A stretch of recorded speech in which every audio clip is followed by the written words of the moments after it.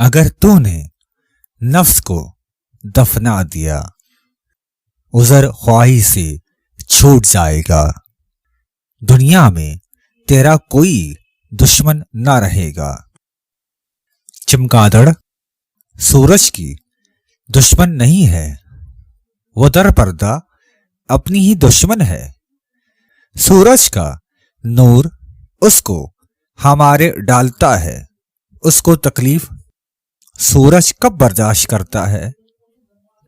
اگر بیمار طبیب کا دشمن ہو جائے، اگر بچہ استاد سے عداوت کرے، در حقیقت وہ خود اپنے جان کے دشمن ہے. اپنی عقل اور جان کا راستہ خود کاٹتے ہیں. دھوبی اگر سورج پر غصہ کرے اور مچھلی اگر پانی سے دشمنی کرتی ہے تو غور کر نقصان کس کا ہے؟ آخرکار ان سے زیادہ بد نصیب اور دنیا میں کون ہوگا؟ اگر اللہ نے تجھے بصورت پیدا کیا ہے، خبردار بصورت اور بد دعا نہ بن. اگر تیرے پاس جوتا ہے تو پتھریلی زمین میں نہ چل.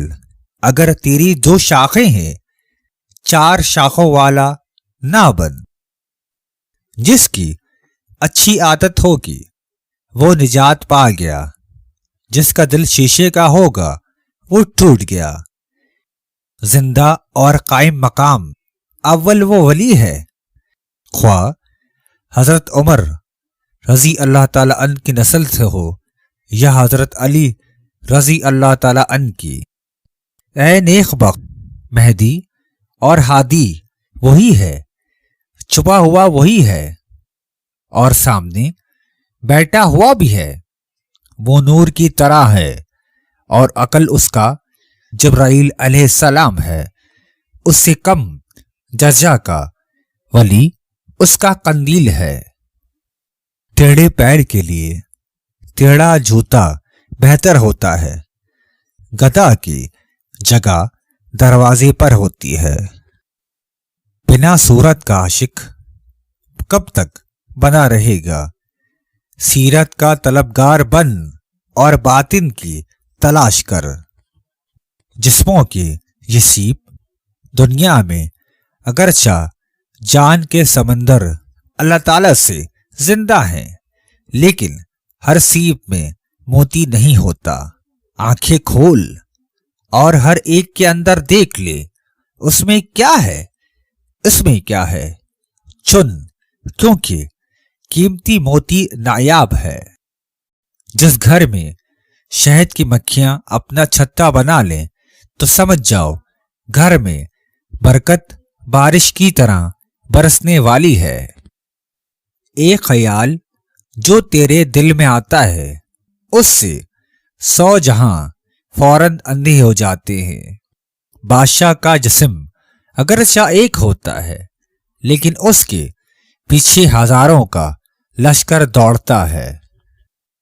دنیا والے ریوڑ کی طرح ہیں اور اللہ چرواہا شب روز سب کو دوڑا رہا ہے.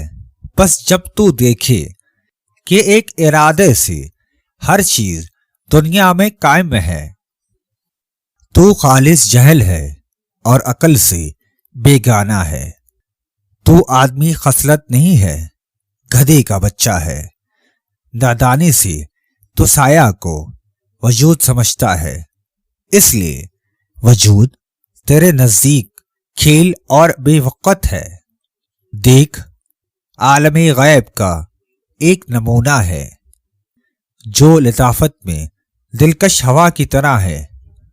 جب تک کسی کثیف جسم میں نہ لگے اس لطیف کا آنکھ کو پتہ نہیں چلتا ہے.